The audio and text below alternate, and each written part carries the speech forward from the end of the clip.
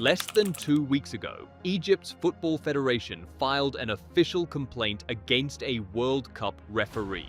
Why? Because Egypt was leading Lionel Messi's Argentina 2-0 with just 11 minutes left and somehow lost. Overnight, what many dismissed as an internet conspiracy became an official FIFA complaint, filed in writing by a national football federation, and right now it is not the only one. Is this just another angry team looking for someone to blame, or is there actually a pattern hiding in plain sight? The machine.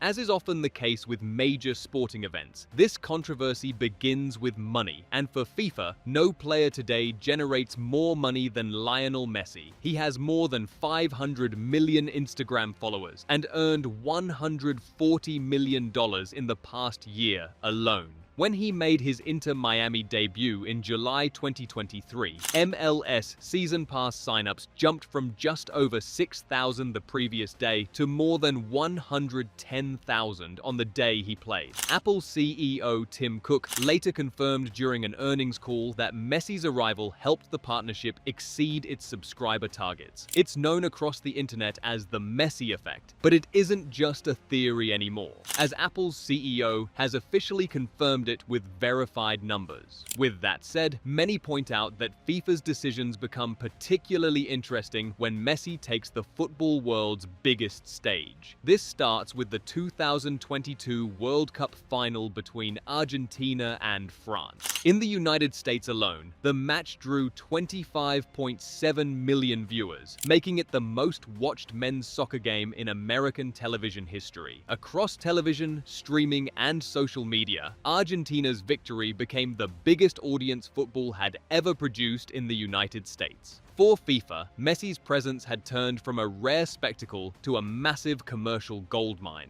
And that, dear viewer, is where the money comes in. FIFA expects this World Cup tournament to generate over $13 billion across its 4-year cycle, a 45% increase over everything made in Qatar back in 2022. For the first time, FIFA is running the tournament directly instead of handing it to a local committee. This means ticket sales, sponsorships, broadcasting rights, hospitality, and merchandise flow much more directly back to FIFA than ever before. We've now seen that demand play out in real time. Tickets for the Argentina versus England semifinal climbed as high as $16,000 for lower-level seats, sold at nearly double the price of the other semifinal in the same round. Put that all together, and we have a money-making machine that works on Messi's presence and performance alone. Knock him away from the World Cup and FIFA quickly loses its major cash cow. Ratings would plummet almost immediately, and the football organization would lose more money than planned. That's the reason every controversial decision involving Argentina immediately creates suspicion.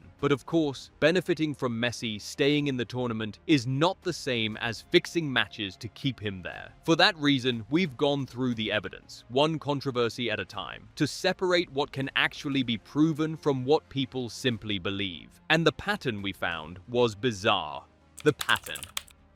Argentina's biggest controversies at the World Cup did not begin with Lionel Messi. Rather, they go all the way back to 1986. During the quarterfinal against England, Diego Maradona punched the ball into the net past goalkeeper Peter Shilton. Neither the referee nor the linesman agreed to seeing the handball, and so the goal stood. Argentina won the match 2-1 and eventually lifted the World Cup. Back then, there was no VAR and no instant replay for officials to check their decisions. Today, though, most people see it as a famous refereeing mistake, caused by the lack of good technology available at the time, not as evidence that FIFA was secretly helping Argentina. But 36 years and 9 World Cups later, another statistic started raising eyebrows. At the 2022 World Cup, Argentina received 5 penalties, the most ever awarded to one team in a single tournament. One match in particular became the biggest talking point of Argentina's run in Qatar. It happened on November 30th that year at Stadium 974 in Doha during the final group game against Poland. The stakes could hardly have been higher. Argentina needed a result to make sure it reached the knockout stage after its shocking opening loss to Saudi Arabia. Midway through the first half, Lionel Messi jumped to head the ball, while Poland goalkeeper Wojciech Szczęsny came out to punch it away. Szczęsny missed the ball and lightly brushed Messi across the face with his glove. After allegedly seeing that, the referee allowed play to continue at first, but after a VAR review, he was sent to the monitor and changed his decision, awarding Argentina a penalty. Messi missed the spot kick, but the call itself quickly became one of the most debated refereeing decisions of the entire tournament, with many analysts describing it as one of the softest penalties given in Qatar. Yet the problems didn't stop there. In the semi-final against Croatia at Lusail Stadium, with a place in the World Cup final on the line, Julian Alvarez raced through on goal before colliding with goalkeeper Dominik Livakovic. The referee immediately pointed to the penalty spot. Some believed the goalkeeper had blocked the striker without playing the ball, while others argued Alvarez simply ran into a keeper who was standing his ground. The decision stood, Messi scored, and Argentina went on to win 3-0, sending them to the World Cup final once again. Add the 3 penalties they have received at this year's World Cup, and Argentina now has 8 penalties across the last 2 tournaments, twice as many as England, the next closest team. But those numbers were only the beginning. Another point raised by critics is the path itself. They argue Argentina has often avoided facing several of the tournament's highest-ranked teams until the later rounds, meeting lower-ranked opponents more frequently in the group stage and early knockout rounds. Supporters respond that every World Cup bracket is determined by results, and every champion has to beat whoever advances in front of them. Also, Louis van Gaal, the former Netherlands manager and ex-Barcelona coach, openly questioned what he was seeing. Speaking to Dutch television after his team's World Cup exit, he said he believed there was a pattern that FIFA seemed unwilling to address. From the way Argentina scored its goals to moments where Argentine players escaped punishment, Van Gaal said it all looked, in his words, like a premeditated game.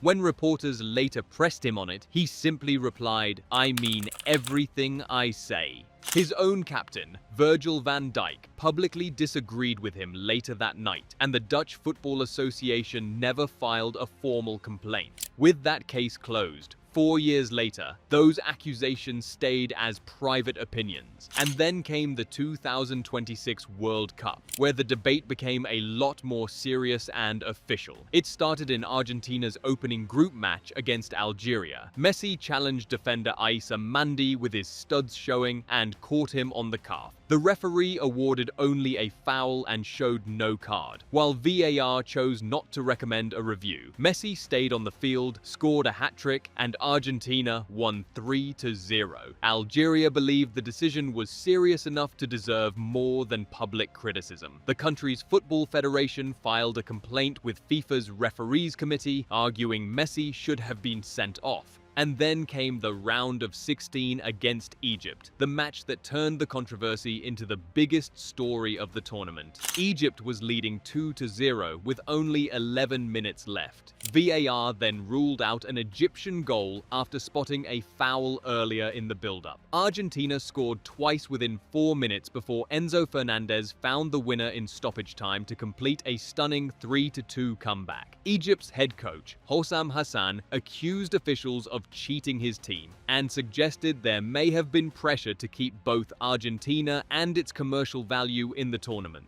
One striker, Mostafa Zico, whose goal had been disallowed, said it felt as though the competition was being guided toward Argentina. Mohamed Salah's frustration was obvious from the sidelines, while Jose Mourinho, who had no connection to the match, reportedly described the officiating as daylight robbery. Despite the backlash, every single time, FIFA publicly defended its officials. After the Egypt match, FIFA's head of refereeing, Pierluigi Collina, responded directly to the criticism. Speaking about the disallowed Egyptian goal, he said that a foul remains a foul, even if the referee misses it during live play, and that VAR exists to correct those mistakes. On Egypt's appeals for a penalty before Argentina's winning goal, Collina explained that there is an important difference between stepping on an opponent's foot foot and making normal contact after playing the ball first. According to him, the second situation is not a foul. He ended his response with a clear message: unfounded allegations have no place in our sport. So that is the pattern, dear viewer. And at this point, you might genuinely think this is rigged. But before you lock that in, let us try to give FIFA the benefit of the doubt. The counter case. Perhaps the strongest counter-argument begins with Messi himself. After all, love him or hate him, the guy is a two-time World Cup Golden Ball winner and the only player in history to win the award twice. He has also won 8 Ballon d'Or trophies, which is more than anyone else the sport has ever seen. And at this tournament, now 38 years old and playing in his 6th World Cup, he opened with a hat-trick against Algeria before going on to become the outright leading goalscorer in World Cup history. FIFA also credits him with the most World Cup appearances, the most World Cup victories, and the most assists in tournament history, while Opta's records show he's created more chances than any player since 1966. It's fair to believe that players with stats like this do not need referees to carry them through tournaments. Messi has spent nearly 20 years producing the same level of football in Spain, the United States, the Copa America, the Champions